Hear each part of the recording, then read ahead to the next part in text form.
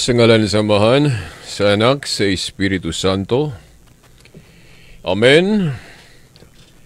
Ang palatuntunang liwanag at mga sagot Katoliko, sumahimpapawid naman dito sa RMN Dipolog, DXDR 981 AM, sa inyong mga radyo, 94.1 FM. As usual, ang makasama natin sa technical side, kasamang radyoman James Magtayo, kasamang radyoman Dax Hilumba at ating paunang paggalang sa ama ng ating istasyon, kasamang radyoman Edgar Dagumo, of course, sinamahan pa rin ng buong staff ng RMN Dipolog. Ating paggalang sa kanilang lahat.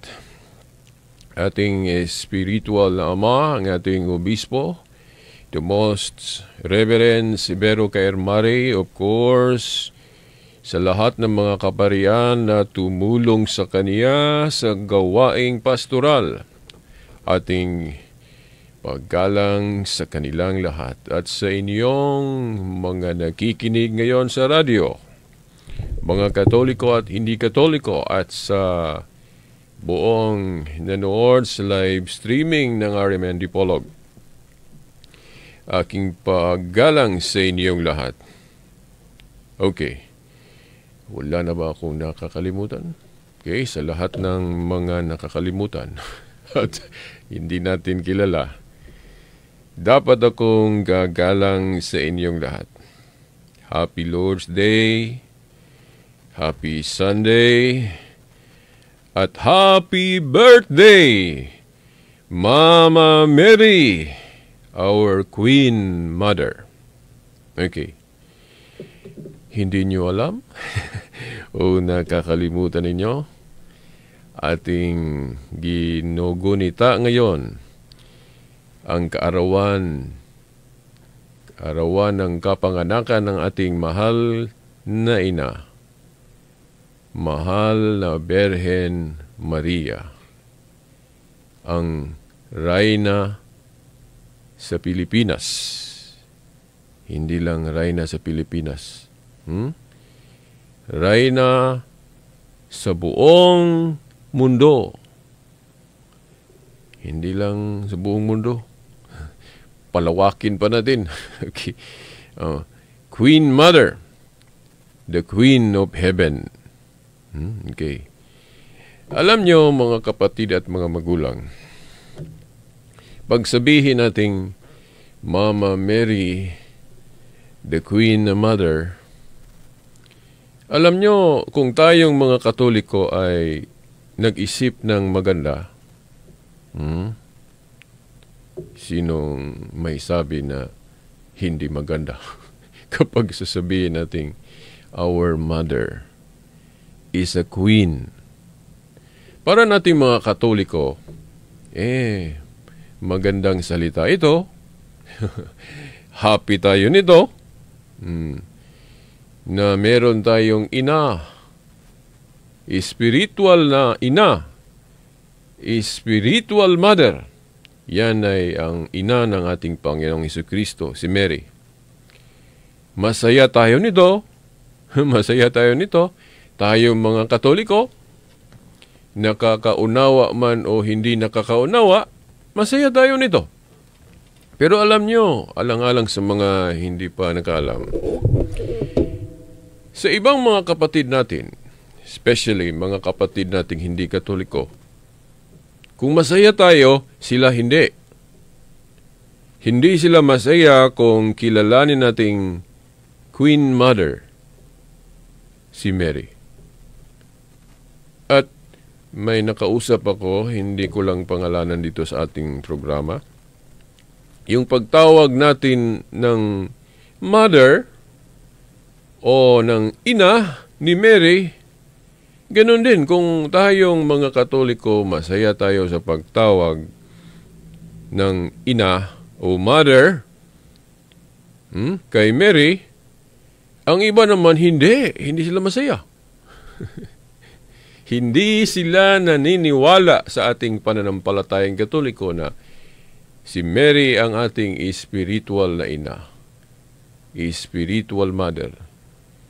Hindi sila naniniwala na si Mary ay isang queen, Reyna sa langit, Queen Mother, Queen of Heaven.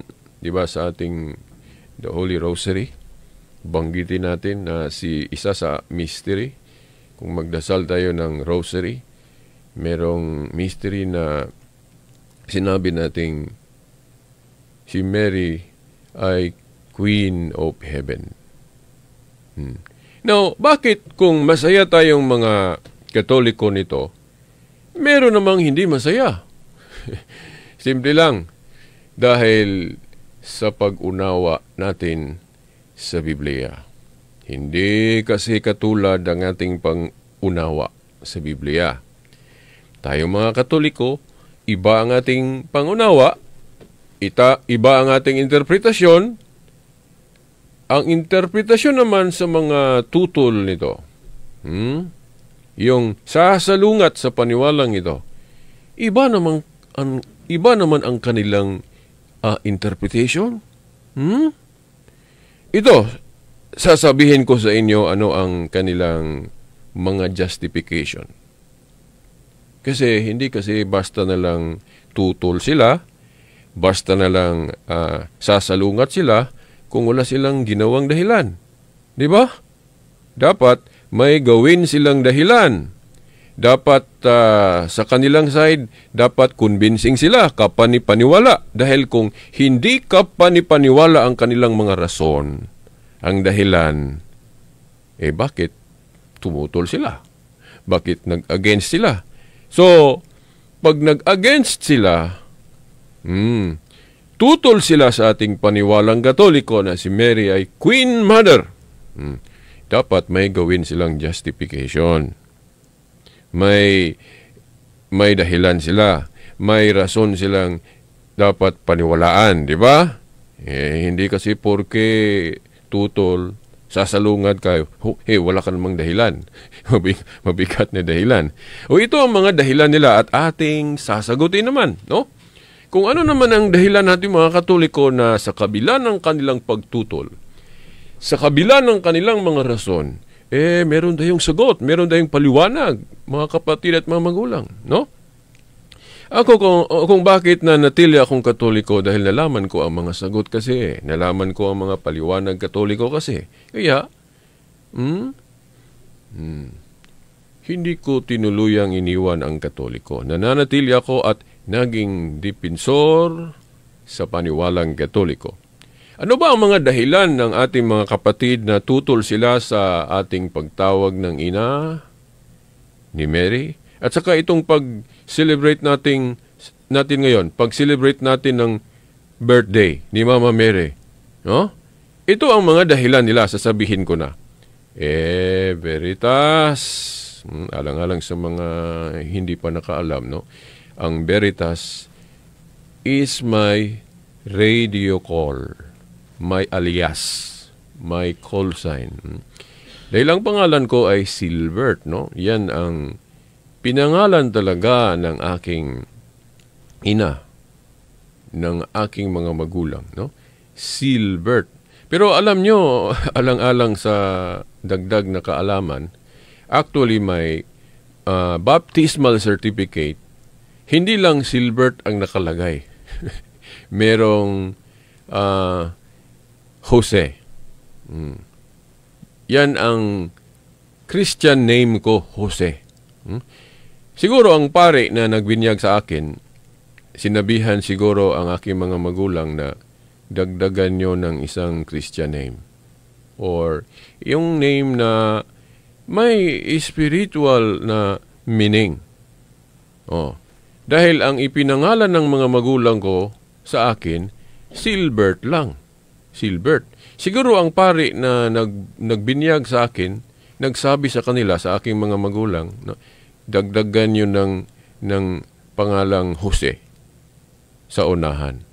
Kaya nga, ang naging pangalan ko sa baptismal certificate, hindi lang Silbert. kung ang baptismal certificate ang pagbabasihan, ang pangalan ko talaga, Jose Silbert. Jose Silbert.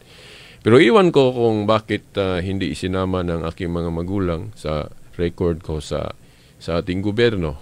Bakit hindi nila isinama yung Jose? Kaya naging Silbert Tundoyano lang ako. Di ba? Gusto ko sana yung isama yung Jose.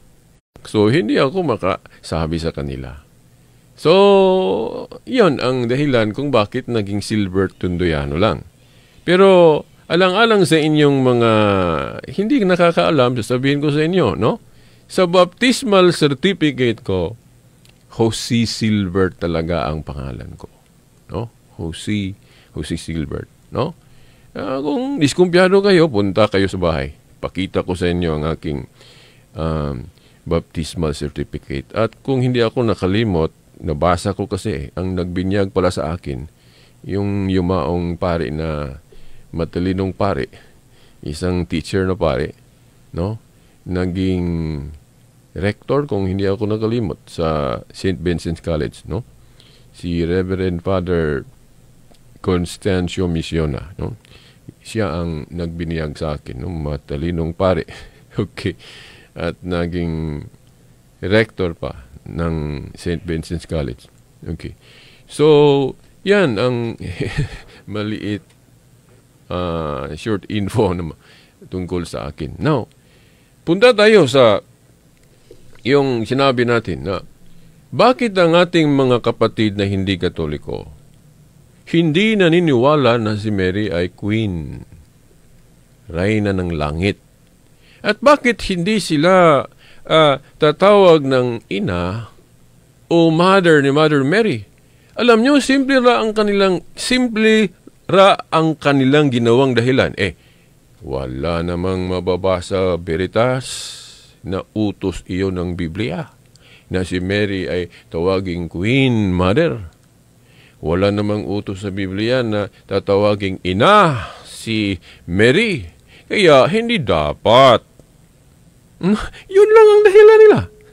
Na ngayon kung maniwala tayo sa ganiyang pag-iisip, kaya sasama tayo sa kanila. Huwag din tayong tatawag ng ina at huwag din tayong tatawag ng Queen, Reyna, ni Mother Mary. Di ba? Alam nyo kung ano ang sagot natin? Ako, naniwala ako sa ganiyang klaseng pag-iisip noon nang munti ko pang iniwan ang simbahang Katoliko. Pero nang nalaman ko ang mga paliwanag Katoliko, nalaman ko ang wisdom, kaalaman ng simbahang Katoliko kung bakit kilalanin nating Queen, Reyna ng Langit si Mary, at bakit tatawagin natin siya ng ina. Implied ito sa Biblia, mga kapatid at mga magulang. No?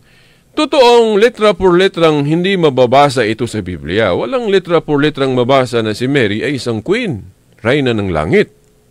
Wala. Hindi naman nangangaral ang simbahang Katoliko na mababasa ito ng letra por letra. Yung pagtawag din ng ina ni Mary ng mga faithful, hindi din ito mababasa sa Biblia ng letra por letra na tinawag siyang ina. Pero bakit tawagin natin siya nito? Kahit na hindi ito mababasa ng letra por letra sa Biblia. Unang-una, wala namang utos, wala namang pagbabawal sa Biblia ng ganyan. Wala namang mababasa sa Biblia na kailangang lahat babasahin sa Biblia. Dahil kung yan ang patakaran, yan ang basihan, wala sigurong nakatupad sa atin mga kapatid at mga magulang. Di ba? Walang nakatupad dahil, halimbawa, wala namang utos sa Biblia na dapat tayong mag-celebrate ng birthdays. Di ba? May utos ba sa Biblia na dapat tayong mag-celebrate ng birthdays?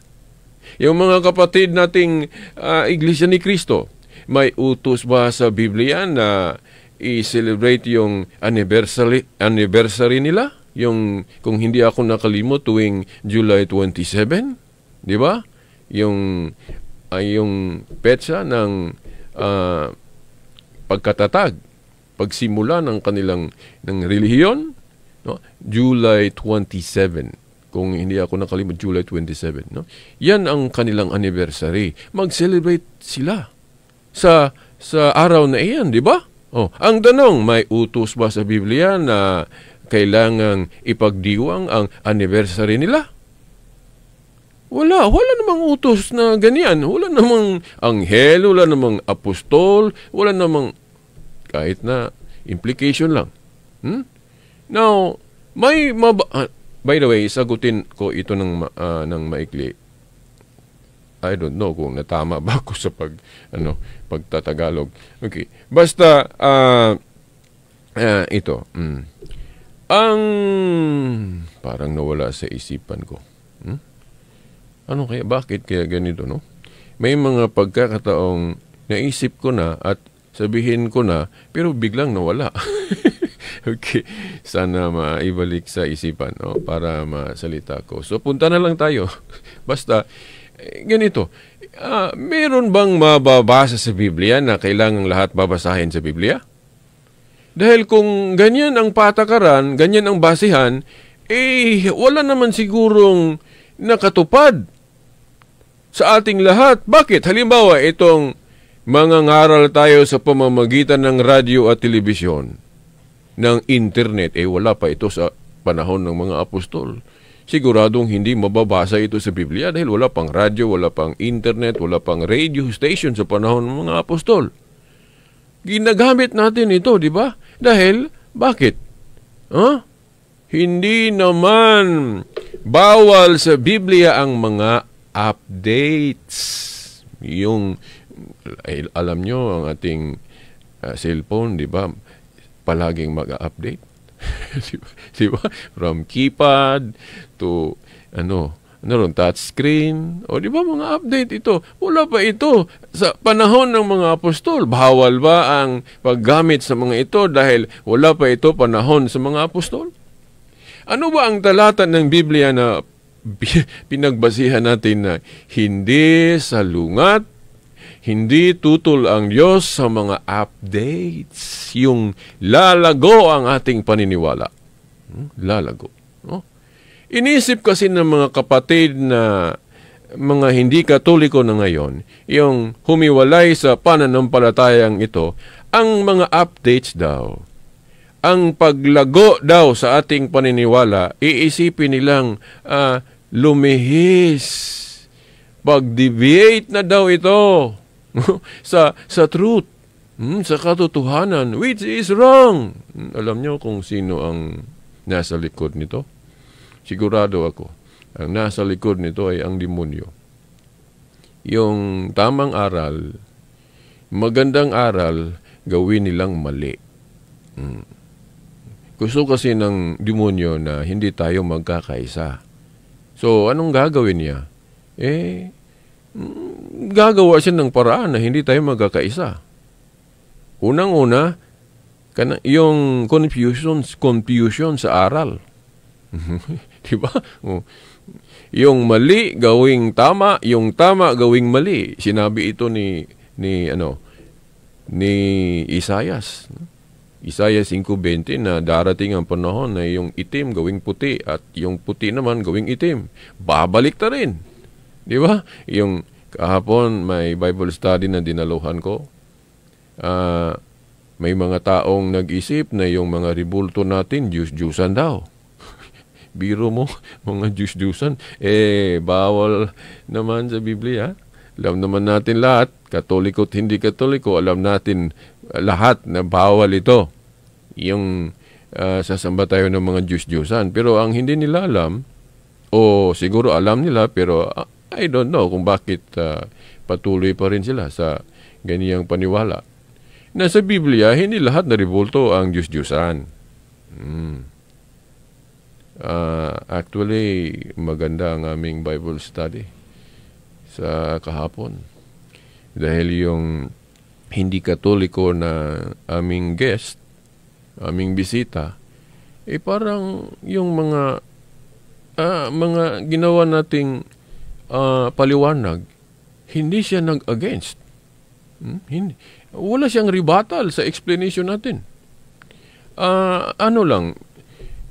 kung bakit hindi pa siya nag-concede na tama ang Katoliko sa topiko na iyon, siguro may marami pang tanong na hindi pa natin nasagot dahil hindi naman masagot natin lahat dahil 3 oras lang ang aming Bible study at ang dami pang mga objection niya.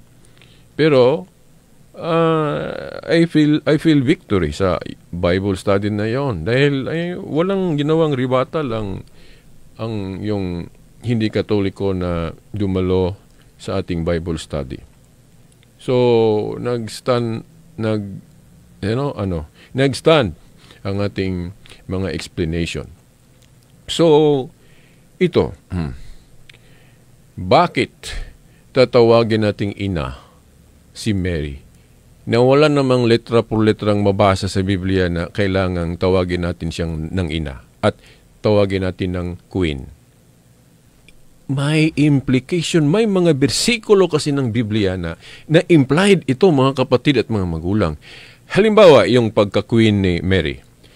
Makuha natin ito sa background nito sa matandang tipan pa, yung mga kingdom na yung king, yung hari, ang kaniyang queen hindi ang kaniyang asawa kundi ang kaniyang ina. Nakalimutan ko lang ang bersikulo, mga kapatid at mga magulang, sa biblical typology na yung king, yung hari, ang kaniyang queen, hindi yung kaniyang asawa, kundi ang kaniyang ina. Sa susunod siguro at tatalakayin ko ito with Bible verses. Okay. Sino ang king natin? Si Jesus Christ. Sino ang kanyang ina? Mary. So, kung yun ang gawin nating premise, si Mary talaga queen. Hindi na kailangang babasahin pa ng litra por litra na si Mary ay isang queen. Implied din ito sa Book of Revelation, chapter 12, verse 1 up to 5, kahit ganyan lang, no? May babae kasi na sinabi diyang, nilarawan diyan na parang queen talaga. Babasahin niyo ang Revelation 12, verse 1 up to 5. Sino ang woman na sinabi diyan na nilarawang isang reyna o queen? O sino yan? Kung Katoliko ang magtuturo, si Mary, iyan. Wala nang iba. Alang-alang naman yung si Eva na pull down. Di ba? Sino ang queen na iyan? Yung litra por litra kasi, masisira tayo niyan. Hindi lahat litra por letra sa Biblia. May implied lang, pinahiwatig. No? At saka yung pagkaina ni Mary, basahin nyo yung si Kristo nasa krus. Yung hindi pa siya namatay. Yung nasa, ano ba yun? Si Mary, meron din yung si John na disipulo ni Jesus Christ. Ano ang sinabi ni Jesus Christ to John? Sinabihan niya si John, disipulo ko, kilalanin mong ina ang aking ina. Ano ang ibig sabihin ni Jesus? John, na kahit hindi ina sa laman si Mary ni John, bakit gusto ng Panginoong Jesucristo na kilalanin niyang ina ang kaniyang ina? Di ba? Logic.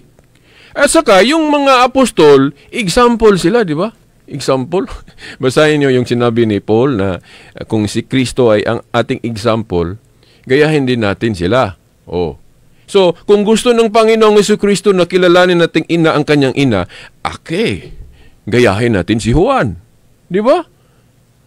So, gayahin natin si Juan na kilalanin nating ina ang ina ng ating Panginoon. Wala na tayong oras, mga kapatid, mga magulang. Simple logic lang yan So, hanggang sa susunod na linggo, mga kapatid at mga magulang, ang kapatid na Silbert, ang servant ninyo sa palatuntunang ito, ang magsasabing, sa ngalan ng Ama, ng Anak at ng Espiritu Santo, Happy birthday, Mama Mary, our Queen Mother.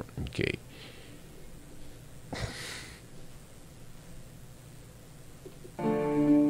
En Fátima dolorosa mostraste el fuego infernal, pidiendo para salvarnos tu corazón venerado.